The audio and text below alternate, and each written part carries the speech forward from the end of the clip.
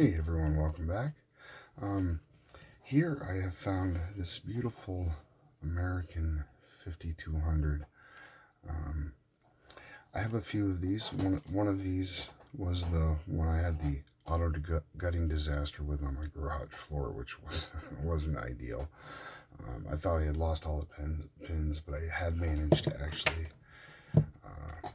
save 3 of the pins, and so this one here is pinned up in chambers 1, 3, and 5 with those ones.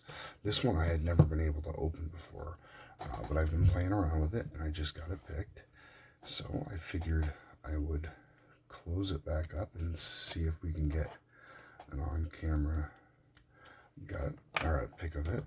And I do have the key for this one. This one's a little difficult. I think tensioning was the biggest issue with this one. And pins 1, 2, and 3 are all on the roof. So that kind of made it a little difficult. But we'll pull the vise out here. Get it clamped up. And I hope you guys have a good view of that there. And I'm going to be using the 50,000th of an inch bent flat bar from Covered Instruments, and the rounded medium hook from the Genesis set. And with this one I found starting in the back, do pin 5 first. We got to click there. Pin 4, got a click there. Pin 3, we got 2 clicks. I might have just overset it. I think I did. Let's release a little tension.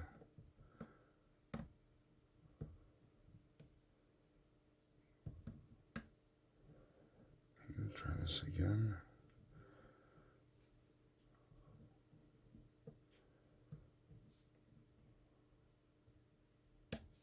Pin 3. Pin 2 and pin 1 are hard to get at in this one. Pin 3 again, I think it might be a spool. That was pin 2. That was pin 1, and we're in a deep falset now. 2, this is 3.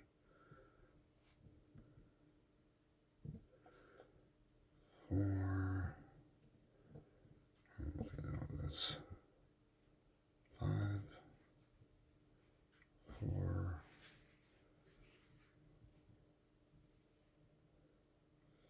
3. Oh wait, we are open. Okay. Wow. All right. I kind of stuck up a little bit there. I guess that wasn't too long. Let's give it a gut and see what's inside of this. Oops. Let's keep it all in frame here. This is difficult with this setup, trying to keep everything in frame. Okay, let's find my screwdriver.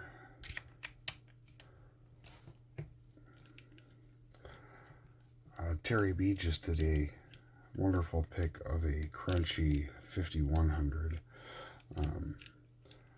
I thought I had a 5100, but I can't seem to find it. All I found were these 5200s. I'm surprised his wasn't guttable. He thinks it's flat inside there with no screw, which I think is unusual, but I don't know a lot about him. But let's get the core out of there. Okay. Wow, this thing is, hoy, greasy, greasy, greasy. Okay.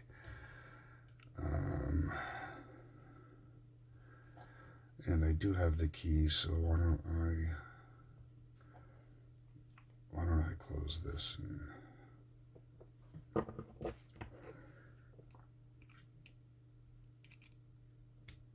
wow, that's stiff. Okay, take the key out for now.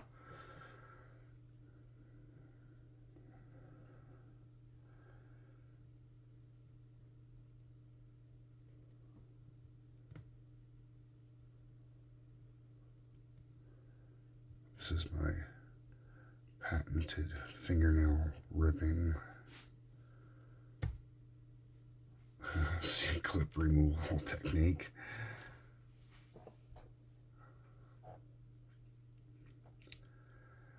Okay, I'll turn this way. And this one I shouldn't need a shim for. Hopefully. I didn't for the other one. Okay.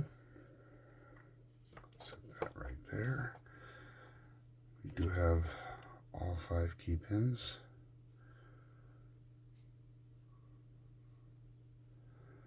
Okay.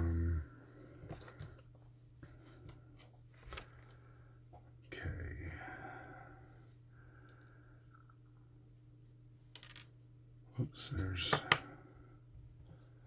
Let me find the tweezers here real quick. Sorry, this video is getting a little long. Here is key pin 1.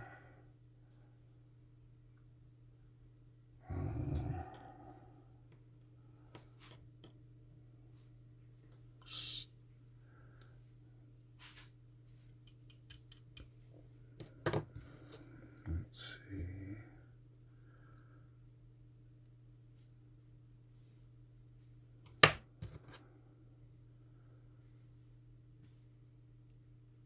Key pin 2 is serrated. I think 1 is serrated as well.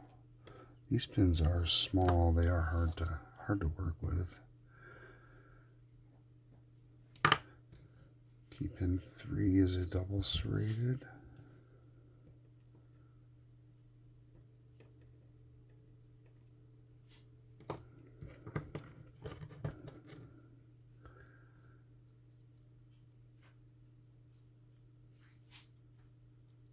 Get 4 out of there. There's also a double serrated, long, and 5. 5 is also a double serrated. One might have a very tiny serration on it. I can't really tell. So there is the key pins. So let's see what we got upstairs for the driver pins. Okay, so this is the front. Try to remember that there's no markings on this one.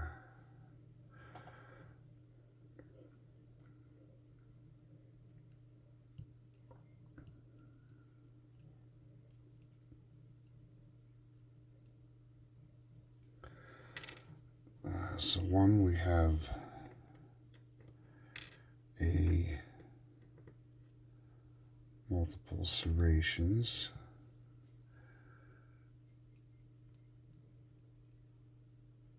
Two, we have the same.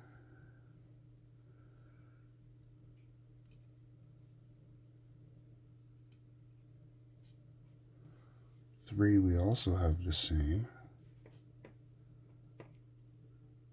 Oops, one gets turned around the other way.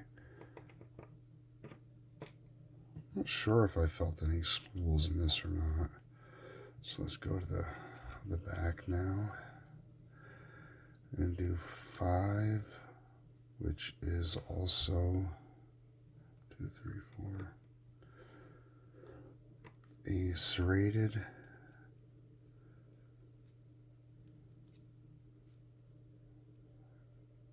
And 4, which isn't going to want to come out.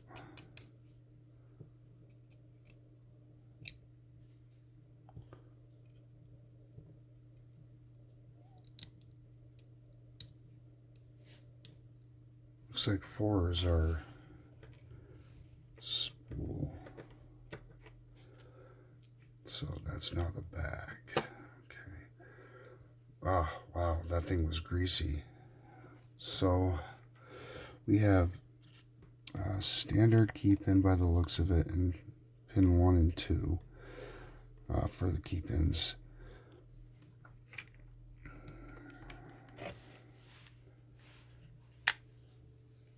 Maybe a small serration on those, I can't tell. Pin 3 is a serrated, pin 4 is a serrated, and pin 5 is a serrated. The driver pins, pin 1, 2, and 3, are all heavily serrated. There is, I believe that is a serrated spool in pin 4 and a serrated in pin 5 as well. So there we have it, an American 5200 very greasy lock. Thank you for watching, and we will see you in the next one.